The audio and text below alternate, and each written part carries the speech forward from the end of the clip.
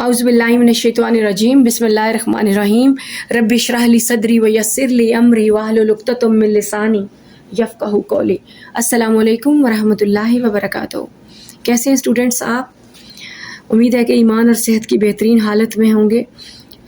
हमने पिछला जो लेक्चर था उसके अंदर पहले 5 नुकात को उनकी रिस्पेक्टिव आयात के तर्जमे को साथ लेकर उनका पूरा सिनेरियो समझ कर एक्सप्लेन किया था।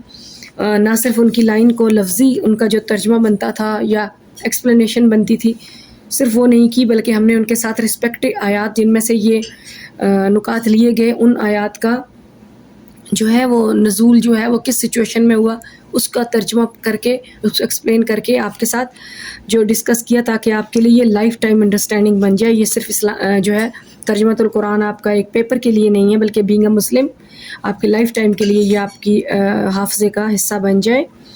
तो कमेंट में बताया कीजिए पिछले लेक्चर के बारे में भी, अगर जो आप उसको सुने तो उसमें फ़ीडबैक दीजिएगा, क्योंकि आपके कमेंट से मुझे ये अंदाज़ा होगा कि मुझे जिस लाइन पे मैं आपको पढ़ा रही हूँ वो आपके लिए फ्रूटफुल हो रही है या आपको कुछ और जो है इसके अंदर पॉइंट्स चाहिए। जो भी है फ़ीडबैक से ज़रा ये होता है कि नेक्स्ट जो अटैम्प्ट होती है वो ज़्यादा बेहतर हो जाती है। इसको भी सुनिएगा और उसके बाद आप इस पर कमेंट कीजिएगा। 6 पॉइंट आज हम करेंगे। पॉइंट है मौत की फ़िक्र साहिब ईमान होने की अलामत है।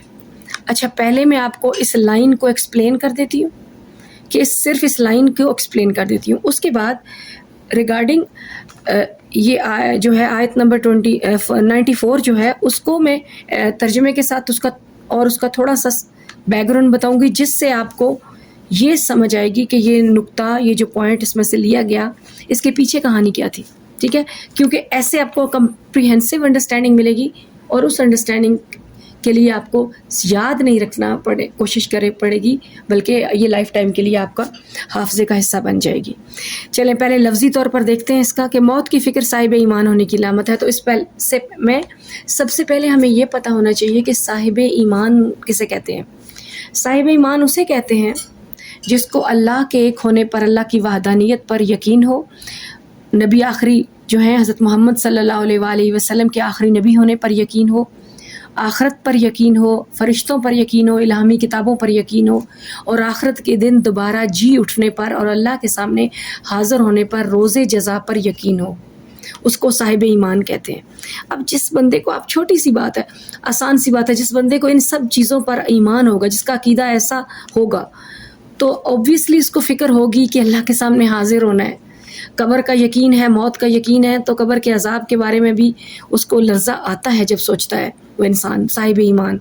तो इसलिए वो नेक अमाल का भी जो है कमाने के लिए सोचता है कि मैं, दुनिया आखिरत की खेती है, मैं जो बोऊंगा वही आगे काटूंगा। तो ऑब्वियसली साहिब ईमान इंसान जो होता है वो मौत की फ़िक्र करता है। तो जो मौत की फ़िक्र करता है, इसका मतलब है कि मरने से पहले वो ऐसे अमाल करने की भी फ़िक्र में रहता है जो उसको ईमान की हालत में दुनिया से लेकर जाएं और कब्र के अज़ाब से बचाएं। और अल्लाह के ताला के सामने जब सारे इंसान इकट्ठे होंगे तो उसका ये ईमान भी, जब आखिरत पर ईमान है तो ये भी ईमान होगा कि जब अल्लाह ताला के सामने आएंगे तो अल्लाह ताला अपने इज़्न से लोगों की ज़ुबानों को बंद कर देगा। कोई बोल नहीं सकेगा अल्लाह के सामने। क्यों? क्योंकि उसके हाथ, पाँव, आँखें, ज़ुबान, दिल सब बोलेंगे। आँखें बोलेंगी किसने क्या देखा, क्या गुनाह देखा मेरे से, क्या क्या गलत काम में पड़ा रहा। हाथ बोलेंगे किसने मुझसे क्या चोरी की या कुछ भी, जो भी गलत काम किया। पाँव बोलेंगे ये किस जगह चल कर गया, किस गुनाह के लिए इसने कोशिश की, ये किसी नेक काम की तरफ कितनी बार गया, और ये इसने मुझसे क्या काम लिया, कोई नेगेटिव के पॉजिटिव। दिल बोलेगा कि इसने लोगों के बारे में इतना बुरा सोच कर मुझे अपने जिस्म के अंदर बीमार कर दिया था। तो अल्लाह ताला अपने इज़्न से हमें जो है इंसानों को, उनकी ज़ुबान को जो है वो बंद करके उनके तमाम जिस्मानी अज़ा को ज़ुबान देगा और एक एक अज़ा इंसान के बारे में बोलेगा। अब साहिब ईमान को इस पर ईमान है, तो जिसको इस पर ईमान है وہ موت کی فکر کرتا ہے، اور موت کی فکر کا مطلب ہے پریپریشن کرتا ہے اگلے جہان کی، نیکسٹ لیول جو ہے. ایک لیول تھا جس میں ہم ماں کے پیٹ میں تھے، پھر ایک لیول آیا بائی آفٹر برتھ کہ ہم اس دنیا میں آئے جو عارضی جگہ ہے جہاں سے ہم نے واپس جانا ہے. واپس جانے کے لیے جو گیٹ وے ہے وہ موت ہے. بنا مرے ہم اگلے جہان عالم برزخ کا حصہ نہیں بن سکتے. تو موت از اندر گیٹ وے، اندر لیول جو ہے اس کے لیے ہے. ٹھیک ہے. تو جب ہم یہ صاحب ایمان کو یہ ایمان ہو جاتا ہے تو وہ پھر موت کی فکر کرتا ہے. ٹھیک ہے. یہ ہے اس کا لفظی، یہ جو اس لائن کا مطلب ہے. لیکن یہ لائن کہاں سے لی گئی، اس آیت کے اندر کیا تھا؟ وہ آیت ہے جناب، لکھا ہے کہ آپ فرما دیجئے، یعنی آپ صلی اللہ علیہ وسلم، رسول اللہ کو کہا گیا ہے، آپ فرما دیجئے اگر اللہ کے ہاں آخرت کا گھر صرف تمہارے لیے ہی مخصوص ہے اور دیگر لوگوں کے سوا، تو پھر موت کی تمنا کرو اگر تم اس بات میں سچے ہو.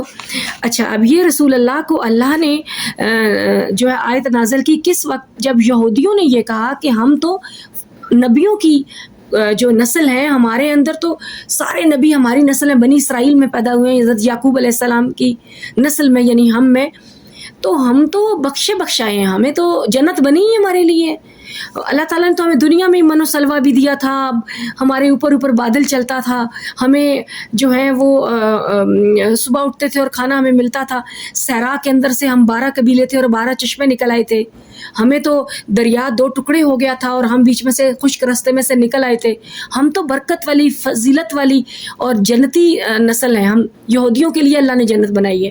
اچھا، سورہ بقرہ میں یہاں ایک جگہ اللہ تعالیٰ نے یہ کہا ہے، ان سے رسول اللہ سے کہا ہے کہ ان سے کہو کہ اللہ تعالیٰ تم کہتے ہو کہ ہم جنتی ہیں، جنت صرف ہمارے لیے اور آخرت کا گھر تمہارا ہے، تو ذرا بتانا وہ معاہدہ جو تم سے اللہ نے کیا ہے وہ کہاں پر لکھا ہوا ہے؟ تمہاری توراہ میں موجود ہے یا تمہارے نبی نے بتایا؟ تو کوئی ثبوت دو کہ تم سے کون سا وعدہ، کہاں پر اللہ نے وعدہ کیا ہے.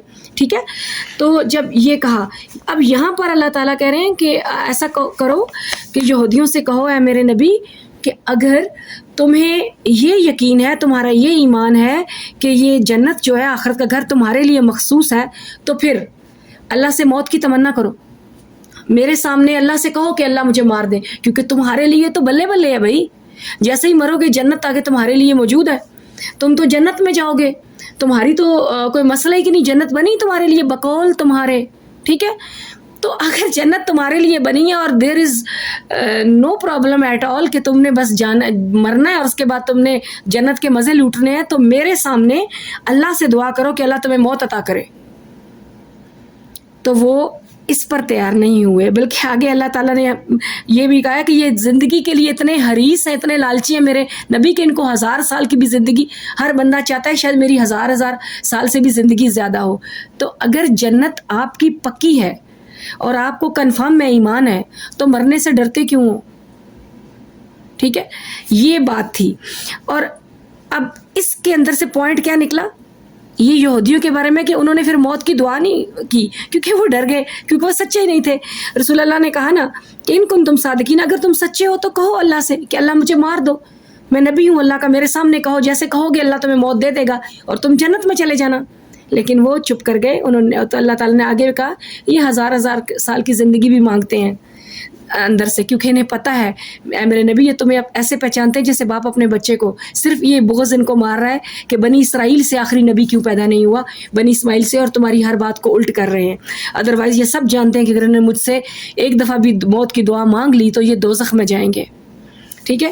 تو اب اس آیت یہ تھی، پیچھے سینیریو یہ تھا. اب اس میں سے پوائنٹ کا نکلا کیونکہ یہودی ڈر رہے ہیں. اس آیت میں ترجمہ کیا کہ یہودی نہیں دعا کر رہے، تو اس میں سے پوائنٹ کیا نکلا کہ وہ صاحب ایمان نہیں ہے، اور جو صاحب ایمان ہوتے ہیں وہ موت کے بارے میں جو ہے وہ فکر کرتے ہیں، یعنی کہ ان کو فکر ہوتی ہے موت کی. ٹھیک ہے. یہ ہو گیا.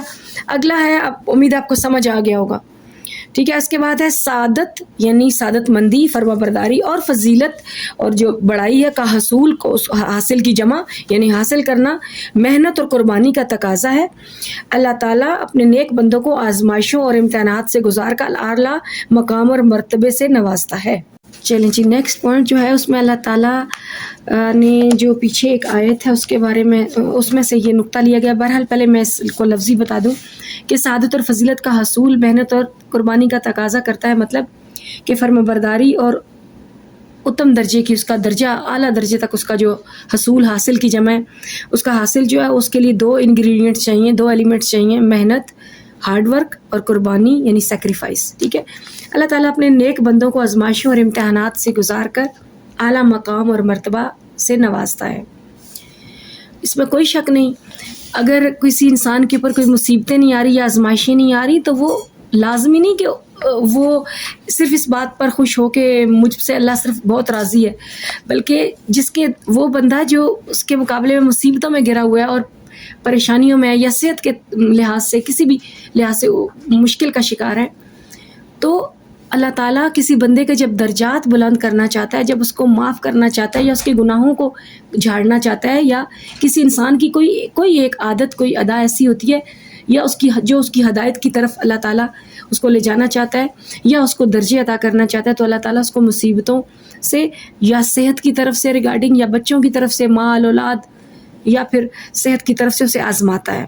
ठीक है, कि उसकी वजह क्या होती है, जब इंसान मुश्किल में आता है ना, तो जैसे अल्लाह ताला हमसे 70 माओ जितना प्यार करता है, तो हमारी जो अपनी एक माँ है ना, तो हम बैठ के कुछ भी कर रहे हैं तो हमें घर के अंदर हम अपनी एक्टिविटीज़ में बिज़ी हैं, जैसे ही भूख लगती है तो हमारे मुंह से क्या निकलता है, मम्मा, या जब हमें कोई परेशानी होती है तो भाग कर मामा की गोद में, ठीक है, उनसे बात करनी है। बिल्कुल इसी तरह अल्लाह ताला जब अपने बंदे को अपनी तरफ मोड़ना चाहता है ना, कितनी खूबसूरत बात है मेरे रब की, तो उसको आजमाता है, उसकी सेहत के लिहाज से, उसके माल से, उसकी औलाद से, ठीक है, उसको आजमाता है। फिर बंदा क्या करता है, घबरा कर सजदे की तरफ आता है, अल्लाह की तरफ आता है, रोता है, दुआ करता है, हाथ बुलंद करता है, फिर सर झुकाता है, गिड़गड़ाता है। अल्लाह की ज़ात के पास सारी सफ़ात हैं, एक सिफ्त अल्लाह के पास नहीं है, वो है आजिज़ी। तो इंसान को अल्लाह को वो तोहफ़ा देना चाहिए जो अल्लाह के पास नहीं है, तो हमें अल्लाह को आजिज़ी देनी चाहिए, आजिज़ी के तोहफ़े देना चाहिए, क्योंकि अल्लाह को ये तोहफ़ा बहुत पसंद आता है अपने बंदे की तरफ से, क्योंकि ये अल्लाह की सिफ्त नहीं है। ठीक है, क्योंकि वो खालिकुल मल्क समावाति वल अर्द है। ठीक है, तो आजिज़ी उसका अंसर नहीं है, तो फिर अल्लाह ताला बंदे को अपने करीब करना चाहता है तो उसको तकलीफ़ देता है। अच्छा, एक और बात, बहुत सारे लोग जो हैं वो कहते हैं यार उस बेचारे को तो इतना बदनसीब है, उस पर इतनी मुश्किलें आती हैं, एक मुश्किल से निकलता है तो दूसरी, उसकी सेहत देखो ठीक ही नहीं हो रही, पता नहीं क्यों, इतनी क्या उसने बुरा कर दिया। मुख्तलिफ़ लोगों की अपनी सोच के तई मुख्तलिफ़ आप और राय हो जाती हैं ऐसे शख्स के बारे में जो मुसीबतों में गिरा हो। इसका आसान सा पैरामीटर बताऊं, हज़रत अली मुर्तज़ा से किसी शख्स ने पूछा, क्या अली आप हमें बताएं कि जब हम बीमार हों या हमारे माल की तरफ से हमें आजमाइश हो, यानी मुश्किलात हों, या औलाद की तरफ से मुश्किलात हों, तो हमें कैसे पता चलेगा कि ये जो मुसीबत हम पर आई है ये अल्लाह की आजमाइश है या हमें सज़ा है किसी गुनाह की। तो हज़रत अली ने जो बात कही उसको अपने दिमाग में बिठा लीजिए, पूरी ज़िंदगी आपको ये काम आएगी, आपको एक हौसला देगी और आपको एक सही राह जो है वो उस पर डालेगी। हज़रत अली ने कहा कि अगर तुम्हारी मुसीबत चाहे वो सेहत के लिहाज से है, औलाद की तरफ से है, माल की तरफ से है, अगर वो तुम्हें सजदे में ले जाए, अगर वो तुम्हारी आंखों से आंसू निकाले, अगर वो तुम्हें अल्लाह का शुक्र अदा करने पर करे, अगर वो अल्लाह से दुआ मांगने की तरफ ले जाए, अगर वो आपको नमाज़ों में, अगर नमाज आपकी वो जो है उसमें खुशू पैदा कर दे, तो आप समझें कि ये अल्लाह की तरफ से आजमाइश है, क्योंकि अल्लाह ये चाहता था। आप अल्लाह से दूर थे, आपकी रूह अल्लाह के क़ुर्ब चाहती थी, अल्लाह ने आपको आजमाइश में डाला, आपने अल्लाह उस पर सब्र किया, अल्हम्दुलिल्लाह कहा, जैसे तू राज़ी वैसे मैं राज़ी कहा, फिर आपको तकलीफ़ भी हुई तो आपने सजदे में रो कर, आंसू बहाकर, ऐ मेरे रब मुझे इस मुश्किल से निकाल, हस्बी अल्लाह व निअमल वकील। ठीक है, तो ये कहा, तो इसका मतलब है अगर आपको दीन की तरफ, ईमान की तरफ, नमाज की तरफ, अल्लाह से दुआ की तरफ, सजदे की तरफ आपकी परेशानी लेकर जाती है तो ये अल्लाह की तरफ से आजमाइश है। और अगर आप मुसीबत में भी दुनिया के मसाइल में घिरे हुए हैं, किसी की गीबत से बाज नहीं आ रहे, किसी की लड़ाई कराने से बाज नहीं आ रहे, दुनिया के चक्कर में, माल कमाने में पड़े हुए हैं, रिश्वत लेने देने में बिज़ी हैं, हर लेग पुलिंग में बिज़ी हैं, रिश्तेदारों से कता ताल्लुक़ कर लिया है, हर एक के साथ आपका कोई ना कोई मसला चल रहा है, اور آپ دنیا کی رنگینیوں میں بزی ہیں، آپ میوزک سن رہے ہیں، آپ کو آپ کی روح کی جو خوراک ہے اس کو نہیں دے رہے. ہماری مسلمان کا یہ ایمان ہے کہ ہماری روح کی غذا قرآن پاک کی تلاوت اور اللہ کا ذکر ہے. ٹھیک ہے، تو حضرت علی نے کہا کہ اگر تمہیں وہ دنیا میں بزی کر دے تو وہ پھر اللہ کی طرف سے سزا مل رہی ہے آپ کو. تو اس لیے دیکھا کیجئے اللہ تعالیٰ نے جو آپ کو مشکل دیا وہ آزمائش ہے یا کیا، اور پھر اس پر استغفار بنتا ہے. اب یہ پوائنٹ لیا کہاں سے گیا؟ یہ پوائنٹ یہاں سے لیا گیا کہ اور جب ابراہیم علیہ السلام کو ان کے رب نے آزمایا چند بڑی باتوں سے تو انہوں نے تمام باتوں کو پورا کر دکھایا. تب اللہ نے فرمایا بے شک میں تمہیں تمام انسانوں کے لیے امام بنانے والا ہوں. ابراہیم علیہ السلام نے عرض کیا اور میری اولاد میں سے بھی، یعنی کوسچن کیا پیار سے اللہ سے، لاڈ سے، کہ کیا میری اولاد میں سے بھی؟ تو اللہ نے کہا، فرمایا میرا عہد ظالموں کو کے لیے نہیں پہنچے گا، یعنی کہ ہاں تمہاری اولاد کے ساتھ بھی، لیکن صرف ان کو جو اللہ کے فرما بردار ہوں گے، جو صاحب ایمان ہوں گے. جو ظالم ہوں گے، ظالم مطلب اپنے پر ظلم کرنے والے، اپنے پر ظلم کرنے والے وہ ہوتے ہیں جو آخرت کی فکر نہیں کرتے، اور آخرت کی فکر جو نہیں کرتے ان کا عقیدہ ٹھیک نہیں ہوتا، اور جن کا عقیدہ ٹھیک نہیں ہوتا ان کو اللہ پر ایمان نہیں ہوتا، یا پھر اللہ کے ساتھ شرک کر رہے ہوتے ہیں. ٹھیک ہے، تو آپ کو یہ بات بھی سمجھ آ گئی کہ حضرت ابراہیم علیہ السلام کی جو ان کو ایک دفعہ حضرت ہاجرہ اور اسماعیل کو انہیں مکہ میں چھوڑ کر جو ہے صحرا میں جانا پڑا، ایک وہ آزمائش، اور ایک جب انہیں جو ہے بچے کی قربانی کرنے کے لیے کہا گیا وہ آزمائش. دونوں میں حضرت ابراہیم پورے اترے. بلکہ ایک بڑی خوبصورت آیت ہے، اس کا ترجمہ یہ ہے کہ ابراہیم کو جب اللہ نے کہا کہ فرما برداری کرو تو ابراہیم نے کہا کہ ہاں میں فرما بردار ہو گیا، یعنی کہ نو کوسچن، ایک جنبش بھی نہیں. اللہ نے کہا، ابراہیم نے سر جھکا دیا. تو اس لیے محنت سے اور قربانی سے ہی وہ ملتا ہے مقام جو اللہ تعالیٰ سعادت بندوں کو دیتا ہے. اگلا ہے صحابہ کرام کے ایمان اور عقیدے کی معیار اور مثالی نمونہ قرار دیا گیا. بالکل، کیونکہ صحابہ کرام جو تھے ان کے، اور اچھا پہلے اس کی آیت دیکھ لیں کیونکہ یہ بہت آسان اس کا ہے. یہ ہے آیت جو ہے، اس میں ہے کہ اس طرح ایمان لے آئیں جس طرح مسلمانوں تم ایمان لائے ہو تو ہدایت پا گئے، اور اگر وہ منہ موڑ لیں گے تو جان لو کہ وہ تو ہیں ہی مخالفت کے در پہ، تو عنقریب ان کو مقابلے میں اللہ آپ کے لیے کافی ہوگا اور خوب سننے والا اور جاننے والا. صحابہ جو ہے نا ان کے اوپر تو صبغت اللہ تھا. صبغت کہتے ہیں رنگ، اور اللہ صبغت اللہ کا رنگ تھا. اور کیوں نہ ہوتا، جو کلام اللہ تھا جو غار حرا سے اور پھر مختلف جگہوں پر وقتاً فوقتاً رسول پاک پر وحی کی صورت میں جب نازل ہوتا تھا تو رسول اللہ کے مبارک ہونٹوں سے جب وہ ادا ہوتا تھا وحی کے بعد، تو صحابہ دل کی گہرائیوں سے کاتبین وحی جو تھے وہ لکھتے تھے، بار بار رسول پاک کو سناتے تھے، کوئی زیر زبر پیش، کوئی جنبش تک کا کوئی فرق نہ آئے.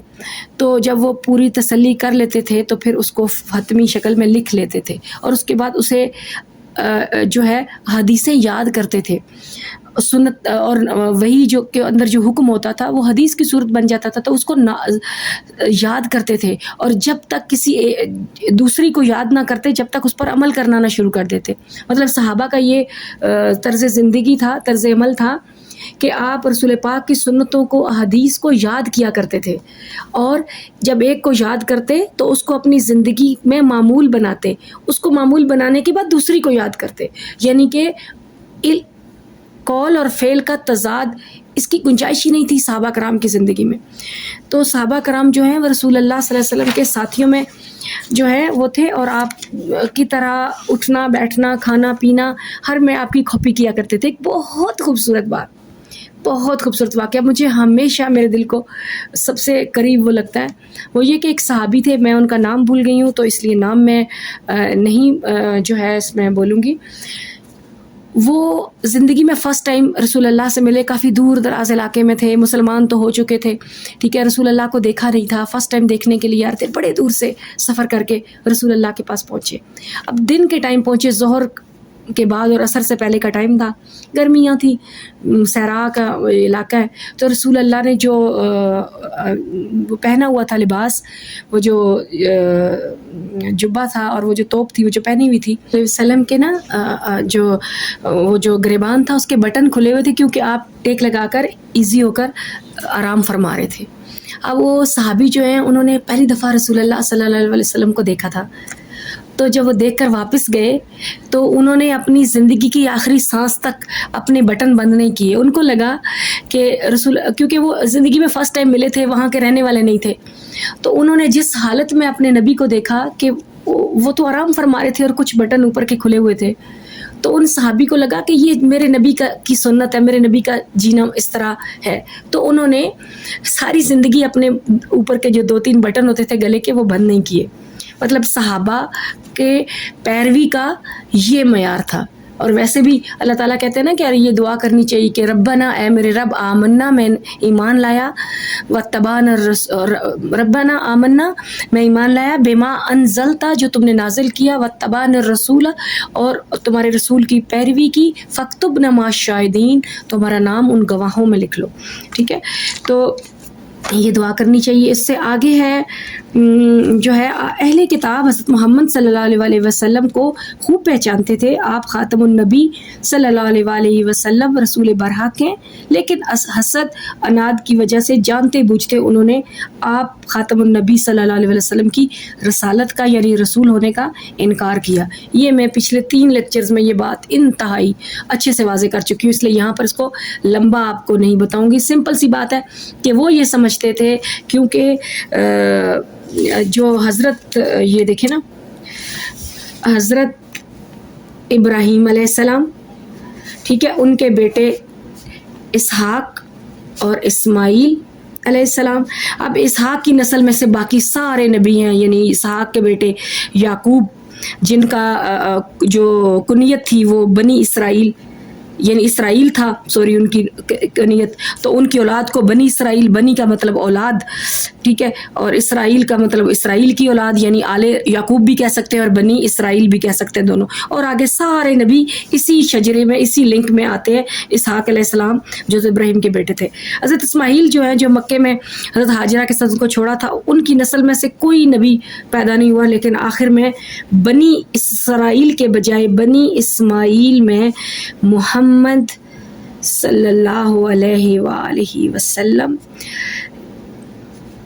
جو ہیں وہ پیدا ہوئے، وآلہ وسلم پیدا ہوئے. اب یہ جو یہودی تھے نا، اور اہل کتاب میں صرف یہودی نہیں آتے، عیسائی بھی آتے ہیں، ٹھیک ہے، موسیٰ اور عیسیٰ دونوں کی، اور ایون جو حضرت داؤد علیہ السلام کی ہیں وہ بھی سارے آتے تھے. اب یہ اہل کتاب تھے، یعنی کہ ایکسکلوڈنگ مسلمان جو ہیں ان کو، باقیوں کو کہہ رہے ہیں، یعنی یہاں پر قریش مکہ کا ذکر نہیں ہو رہا، یہودیوں کا، عیسائیوں کا ہو رہا ہے کہ اہل کتاب جو ہیں وہ بغض کی وجہ سے، اناد کی وجہ سے رسول اللہ کو جو ہے وہ ان کی رسالت کو نہیں مان رہے تھے کہ بنی اسماعیل میں سے کیوں پیدا ہو گئے، بنی اسرائیل سے کیوں نہیں پیدا ہوئے، جبکہ وہ اپنی تورات میں پڑھ چکے تھے کہ نبی کا حلیہ کیسا ہوگا، نبی کس علاقے میں آئے گا، نبی کیا تعلیم دے گا، وہ سب پتہ تھا ان کو. اور تو انجیل والوں کو، حضرت عیسیٰ کی قوم کو بھی پتہ تھا، اور ان کو اپنی کتابوں میں کہا گیا تھا کہ اگر تم لوگوں کو وہ زمانہ ملے جس میں آخری نبی کا ظہور ہو تو تم پر فرض ہے کہ تم فوراً کلمہ حق پڑھ کر اس کی الہامی کتاب، اس کی شریعت اور اس پر ایمان لے آؤ. تو وہ کیونکہ اپنے آپ کو بڑا وہ سمجھ رہے تھے کہ ہم نبیوں کی اولاد ہیں، تو اللہ تعالیٰ نے ہمیں بڑے فضیلتیں دی تھی، لیکن اپنی وہ نافرمانیاں بھول گئے. اور وہ یہ بیچ میں سورہ بقرہ میں یہ بھی ہے کہ تم لوگ نبیوں کا ناحق خون بہاتے ہو، پہلے تم فخر کرتے ہو کہ ہم نبیوں کی اولاد ہیں، تو اگر نبیوں کی اولاد ہو تو انہی نبیوں کا خون کیوں بہایا تم نے؟ زکریا کو قتل کیا، یحییٰ کو قتل کیا، حضرت شعیب علیہ السلام کو قتل کیا، تو نبیوں کو قتل کیوں کرتے رہے ہو؟ یہ تم بھول گئے ہو. تو یہ اس آیت کے اندر سے یہ بات جو ہے نقطہ نکلا ہے. اور اس کا مطلب ہے کہ نبی وہ آپ کو صرف بنی اسماعیل کے بارے میں جو ان کے دل میں بغض بیٹھ گیا ہے کہ یہ بنی اسماعیل میں کیوں پیدا ہوا ہے، تو وہ آپ کی رسالت سے انکار کر رہے ہیں. ادروائز یہ آپ کو اس طرح پہچانتے ہیں جیسے باپ اپنے بیٹے کو. اور آج کے لیکچر کی آخری پوائنٹ 5 میں نے آپ سے کہا تھا کروں گی، تو آخری ہے کہ بندہ اگر دیکھنا چاہے کہ اللہ تعالیٰ اسے کتنا یاد رکھتا ہے تو وہ دیکھے کہ وہ خود اللہ کو کتنا ذکر کرتا ہے، اور اللہ تعالیٰ کا ذکر کتنا کرتا ہے، اللہ تعالیٰ اس کو یاد رکھتا ہے. یہی بندے کی کامیابی ہے. اچھا، اس کے بارے میں ادھر یہ ہے جو ہے، ہاں آیت ہے کہ لہٰذا تم مجھے یاد کیا کرو، میں تمہیں یاد رکھوں گا، اور میرا شکر ادا کرو اور میری ناشکری نہ کرو۔ اے ایمان والو، صبر اور نماز کی ذریعے مدد مانگو، بے شک اللہ صبر کرنے والوں کے ساتھ ہے۔ اس آیت کے اندر سے یہ نقطہ جو ہے یہ نکالا گیا ہے۔ اچھا، اللہ تعالیٰ ایک دفعہ اس کے بارے میں ایک بڑا ایک خوبصورت سا ہے کہ اور وہ جو اللہ تعالیٰ کے اوپر ایمان رکھتے ہیں اور وہ جو اللہ کا شکر ادا کرتے ہیں، ان کے بارے میں اللہ تعالیٰ نے قرآن میں جگہ جگہ جہاں پر بھی ذکر کہا کہ کچھ لوگ یعنی کہ کم لوگ، ٹھیک ہے، اور جو زیادہ اللہ تعالیٰ کا شکر ادا نہیں کرتے ان کا ذکر زیادہ کی تعداد میں آیا ہے۔ ایک دفعہ ایک صحابی جو ہیں وہ بیٹھے ہوئے تھے اور انہوں نے ذکر کر رہے تھے، اللہ تعالیٰ سے دعا مانگ رہے تھے، اور ایک عام سے یعنی کہ صحابی تو رسول اللہ کے زمانے میں تھے تو صحابی تھے، ادروائز وہ ایک عام جسے کہتے ہیں کہ کوئی چرواہا تھا اس طرح کر کے، تو وہ دعا کر رہا تھا کہ اللہ تعالیٰ مجھے اپنے چند بندوں میں شمار کرنا، مجھے چند بندوں میں شمار کرنا۔ حضرت عمر فاروق کا وہاں سے گزر ہوا، آپ نے کہا کہ کون سے چند بندوں کا ذکر کر رہے ہو؟ تو اس نے کہا کہ وہی چند بندے جن کے بارے میں اللہ تعالیٰ نے کہا ہے کہ وہ میرے شکر گزار بندے ہیں۔ تو حضرت عمر فاروق نے پوچھا کہ تمہیں یہ کہاں سے پتہ چلا؟ اس نے کہا اللہ کے کلام سے پتہ چلا، قرآن پاک سے پتہ چلا کہ اللہ کہتا ہے کہ میرے وہ بہت ہی کم چند بندے ہیں جو میرا شکر ادا کرتے ہیں، تو میں ڈر کے بارے اللہ سے دعا کر رہا ہوں کہ اللہ تعالیٰ مجھے قیامت والے دن اپنے ان چند بندوں میں شمار کرنا۔ تو حضرت عمر رو پڑے اور انہوں نے کہا کہ مجھے تو دعا کرنے کا ہی نہیں پتا تھا، میں تو اپنے آپ کو بڑا عالم سمجھ رہا تھا، اور اسی جگہ کھڑے ہو کر آپ نے کہا کہ اے اللہ عمر کو بھی اپنے ان چند بندوں میں شمار کرنا جو تیرے شکر گزار بندے ہیں۔ تو اللہ تعالیٰ نے یہ ایک بڑی خوبصورت سی ایک ہے آیت کا ترجمہ ہے کہ اللہ تعالیٰ کو جو خلوت میں یاد کرتا ہے یعنی تنہائی میں یاد کرتا ہے تو اللہ کہتا ہے میں پھر تمہیں تنہائی میں یاد کرتا ہوں، اور اگر تم محفل میں لوگوں میں بیٹھ کر میرا ذکر کرتے ہو تو میں فرشتوں کی محفل لگا کر تمہارا ذکر کرتا ہوں، اور اگر تم دل کے اندر مجھے پکارتے ہو تو میں تمہیں اپنے ذات کے اندر تمہیں سنتا ہوں، تمہاری ساری باتوں کو سنتا ہوں، اور میرے لیے تمہیں کسی سمت کی طرف دیکھنے کی ضرورت نہیں ہے، میں شارک سے بھی قریب ہوں، تمہارے قریب ہوں، میرا ذکر کیا کرو۔ اور ویسے بھی ایک بات ہے کہ کیا جب ہم جنت میں انشاءاللہ باذن اللہ ہم جنت میں چلے جائیں گے تو جنت میں نماز بھی نہیں پڑھنی ہوگی، قرآن بھی نہیں پڑھنا ہوگا، اور ساری عبادات جو ہیں وہ ختم ہو جائیں گی، لیکن ایک عبادت ختم نہیں ہوگی، اور وہ عبادت بچوں پتہ کیا ہے؟ ذکر اللہ، تسبیح اللہ کی۔ جنتی پتہ کیا کون سی عبادت کیا کریں گے؟ سبحان اللہ، الحمدللہ، اللہ اکبر، سبحان اللہ و بحمدہ، سبحان اللہ العظیم، الحمدللہ رب العالمین، شکر الحمدللہ۔ تو اللہ کی تسبیحاں، اللہ کے ناموں کی صفات کی اور اللہ کی ذات کی تسبیح جو ہے وہ ہو رہے گی۔ امید ہے آپ لوگوں کو یہ جو ہے پوائنٹس بہت اچھے سے سمجھ آئے ہوں گے۔ اللہ تعالیٰ آپ کو سمجھنے کی اور مجھے سمجھانے کی جو ہے وہ توفیق عطا فرمائے، اور اللہ تعالیٰ ہمیں اس علم سے بچائے کہ جو ہمارے نفع کی وجہ نہ ہو، اور ہمیں ہر وہ علم عطا کرے کہ جو ہمارے لیے آخرت کمانے اور آخرت کے نفع کی وجہ بنے۔ اللہم انی اسألک علما نافعا واعوذ بک من علم لا ینفع۔ السلام علیکم ورحمۃ اللہ وبرکاتہ۔